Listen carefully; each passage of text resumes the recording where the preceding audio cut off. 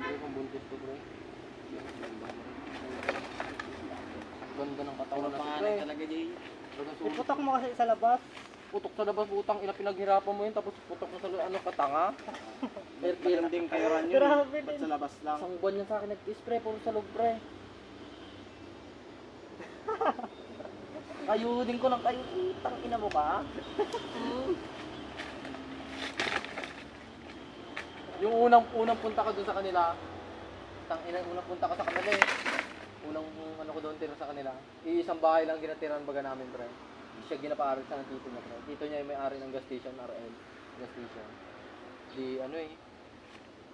Di unang punta ko doon eh. Tapos ilang araw lang. Eh magkakasabay kami lagi magkain pre. Tuwing hapunan pre. Lagi kami magkasabay pre. Magkain pre. Magkain niya. Tapos ano pre. Tangina. Tapos yung mag-isang linggo na ako doon pre. Yun, nagabiro-biro na kami. Hindi nag-chat kami. Nagawa kasi ko na para hindi mahuli ng mga tao. Para hindi niya baga mahuli. Di, ano eh.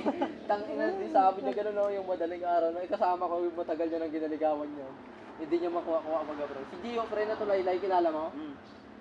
Hindi ba yung ipa-finals natin sa ako nun? Si Gio. Putang ina, bugbugin ko sa ano yung finals Si niya Gio eh. na to Laylay, pre. Matagal niya ng ginaligawan, pre. Ilang natuloy si Isa ang pre, linggo pa lang pre, kumapit na pre. Kumapit na agad. Di yung mag-isang buwan na ako din eh. Sabi niya sa ano, lamig no? Ay, sabi ko lamig no? Oo nga eh, sabi niya, ano na lang, una at kumot na lang nagpapainit sa akin. Sabi ko, di try natin magtabi. Sabi ko, di try natin, ilipat ako dyan, tabi tayo. Paddle lang. Sabi niya pre, oh. Sabi niya pre, oh. Sabi niya, sige, sabi niya, sige, ayaw niya, huwag ka lang magpahuli kay tito. Palayasin tayo, baka pag-asawahin pa tayo. Sabi ko, sige, sabi ko, naglipat ako doon pre, paglipat ko doon pre. Paglipat ko doon eh. Ano yun eh, alas 11 eh. 11:05. Tanda ko pa yun, 11:05.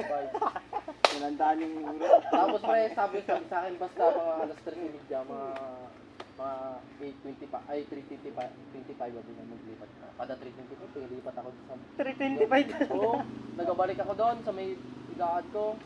Di ko alit niya. Yung pangalawang kaadin, ay putang ina. Nalikan ko, walang ano, hindi nagpalag, nakaano lang. Di hindi. Magawa ko pre, di pa rin nagpalag pre. Putang ina, sabi ko, ano, sabi ko, putang ina, palito na to. Sabi ko, putang ina mo ka. Bubble. Ha? Bubble. Hindi pre, balibong pusa pre. Ay, maliit pa. Talagang Hindi ko pati kata. sinimulan ko sa ingron pre. Paangat pre. Ita mo, Ina. iba ka. Sunod pati ko eh. Hindi niya na kailangan magpamanicure eh, tang ina. Makasalanan ng dila to. Kapalbon pre. Pero ano, balibong pusa sa pre. Yun lang na ano ko pre, ano? Agitang ano pre, ganito lang utong yun pre, oh. Ina, napanapin ko baga. Yan, daan na. Ano kulay? Long.